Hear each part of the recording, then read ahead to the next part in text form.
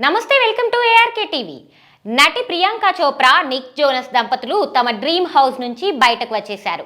American pop singer Nick Jonas ను ప్రేమ వివాహం చేసుకున్న ప్రియాంక చోప్రా లాస్ ఏంజల్స్ లో సెటిల్ అయ్యారు. 2019లో ఈ దంపతులు $20 మిలియన్ లాస్ ఏంజల్స్ లో విలాసవంతమైన భవనాన్ని కొనుగోలు చేశారు.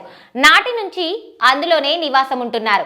అయితే న్యూస్ 6 వార్తా కథనం ప్రకారం తాజాగా వాళ్ళిద్దరూ ఆ ఇంటిని వదిలేసి బయటకు వచ్చేశారు. భారతీయ కరెన్సీలో ప్రస్తుతం ఆ ఇంటి విలువ సుమారు 165 కోట్లు ఖర్చు పెట్టి కొనుగోలు చేసిన ఆ విలాసవంతమైన ఇంట్లో ప్రియాంక, నిక్ దంపతులు కొన్ని ఇబ్బందులు ఎదుర్కొంటున్నారు. ఇల్లును అమ్మిన వ్యక్తితో న్యాయ పోరాటం చేస్తున్నారు. ఇక ప్రియాంక డ్రీమ్ హౌస్ లో నీళ్లు లీక్ అవుతుండటం వాళ్ళకి పెద్ద సమస్యగా మారిందట. ఇంట్లోని చాలా ప్రదేశాలు డ్యామేజ్ అయ్యాయట. అనారోగ్య సమస్యలు కూడా తలెత్తే ప్రమాదం ఉందని భావించి ప్రియాంక, నిక్ దంపతులు ఆ ఇంటిని ఖాళీ చేసినట్లు తెలుస్తోంది. విలాసవంతమైన ఆ ఇంటిలో 7 బెడ్రూమ్లు, 9 బాత్రూమ్లు, temperature controlled wine cellar, chef kitchen, home theatre, spa, stream shower, gym, billiards room వంటివి ఉన్నాయి. తమ పిల్లలతో గడిపే ప్రతి క్షణాన్ని అమూల్యమైనదిగా పదిలపరుచుకోవాలని భావించి ప్రియాంక, నిక్ దంపతులు ఆ ఇంటిని కొనుగోలు చేశారు.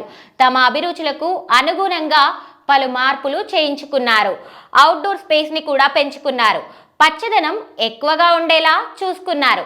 అయితే నీటి తొట్టె స్పా నుంచి నీళ్లు లీక్ అవుతున్నాయట.